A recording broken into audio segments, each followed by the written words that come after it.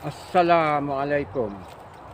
Hari ini ada satu lagi episod edisi kita panggil ikhtiar hidup. Tapi kali ini kita akan memperkenalkan peralatan-peralatan yang paling asas sekali kalau kita membuat perjalanan di dalam hutan, mungkin sehari dua hari. Kita meminimalkan peralatan yang kita bawa supaya tak berat, dan yang selebihnya kita gunakan ikhtiar apa yang ada di dalam hutan. Yang ini kita bawa daripada rumah sebagai persediaan untuk sebagai ini bantuan permulaan, seperti macam first aid, bantuan perubatan permulaan. Makna dia yang paling asas sekali dia bawa, bukan yang sophisticated punya. Makna yang benda-benda yang paling asas sekali sebelum rawatan yang seterusnya. Begitu juga peralatan ikhtiar hidup ini, kita bawa yang mana minimal yang mungkin. Ada juga ikhtiar hidup kita membawa peralatan asas aja, seperti parang ataupun kapak, dan lain-lainnya kita tak bawa. Kita gunakan sepenuhnya apa yang ada di dalam hutan. Tapi kali ini kita memperkenalkan macam mana persediaan yang perlu kita bawa untuk semasa kecemasan. Mungkin nanti saya akan tunjukkan apa-apa benda yang paling asas sekali. Okey, jom kita memperkenalkan alat-alat survival kit, ni peralatan ikhtiar hidup.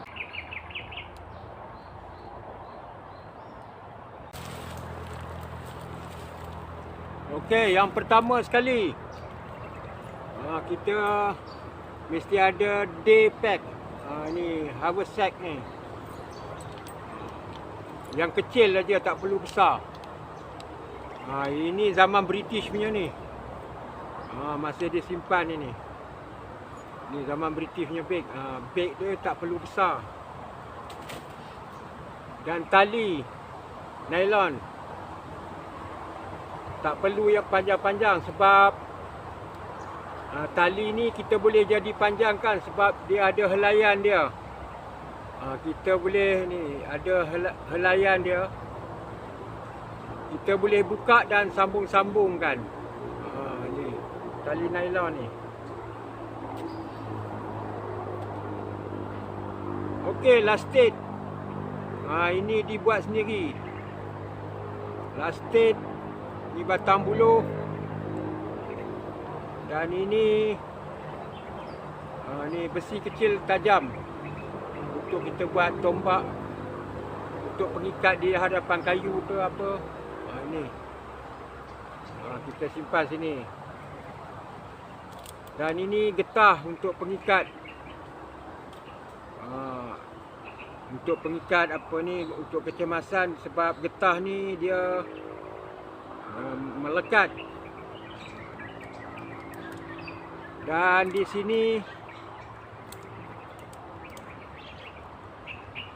sini ada lubang untuk peluru ataupun ball bearing. Ni lastik. Mana ada ball bearing. Kita simpan dalam ni.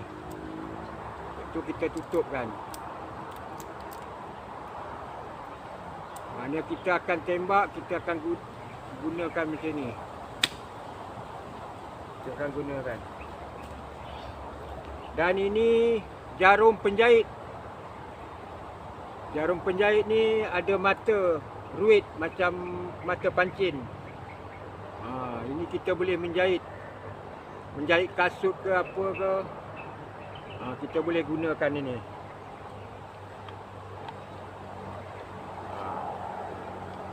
Yang ini lighter persediaan. Ini benang untuk menjahit. Kita boleh buat 2 lapis atau 3 lapis benang ni untuk menjahit.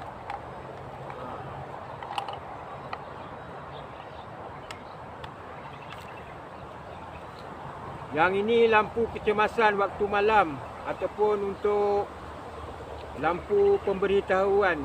Lampu ni kalau di waktu malam dia akan menyala sendiri. Dia kalau kena cahaya dia tak akan menyala. Kalau malam automatik menyala. Ini untuk tengah laut pun boleh guna, di darat pun boleh guna. Yang ini. Untuk kecemasan ke apa, boleh kita gunakan. Dia lampu film kelap. Dia punya ni lampu. Menggunakan kuasa bateri. Dia ni solar ni. Okey. Torchlight kecil. Tak perlu besar-besar. Ini sebagai ikhtiar. Kita kalau masuk dalam hutan mungkin dalam sehari 2 hari itu sebagai ikhtiar. Kompos pun perlu juga. Kalau di waktu kita masuk hutan, kita tentukan bearing, berapa bearing kita masuk tu. Dan tentukan kita ikut bearing tu. Dan apabila kita balik, kita buat bed bearing. Yang ini kompos. Yang ini pisau. Pisau ni untuk boleh buat tombak. Kita ikat di hujung kayu dan kita boleh buat tombak lah.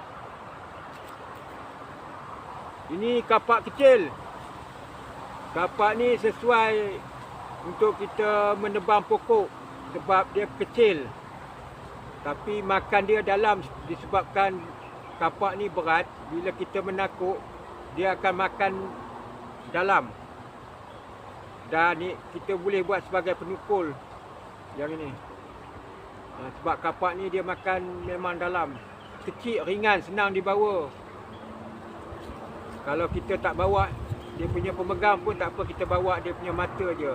Dalam hutan ke kita akan gunakan kayu-kayu sebagai pemegang dia. Ni kapak kecil. Dan ini getah. Selain tali tu kita gunakan getah. Sebab getah ni daya ikatan dia kejap. Dia melekat. Yang ni.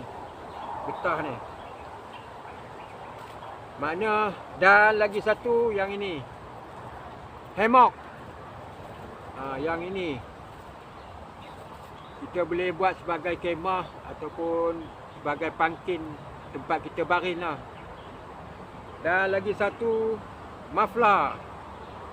Ini untuk menutup kepala ataupun kita nak menutup hidung.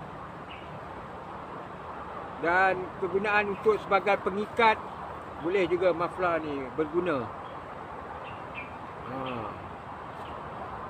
Makna yang inilah yang peralatan yang paling asas sekali. Tak perlu kita nak bawa yang berat-berat. Yang penting kita ada yang asas.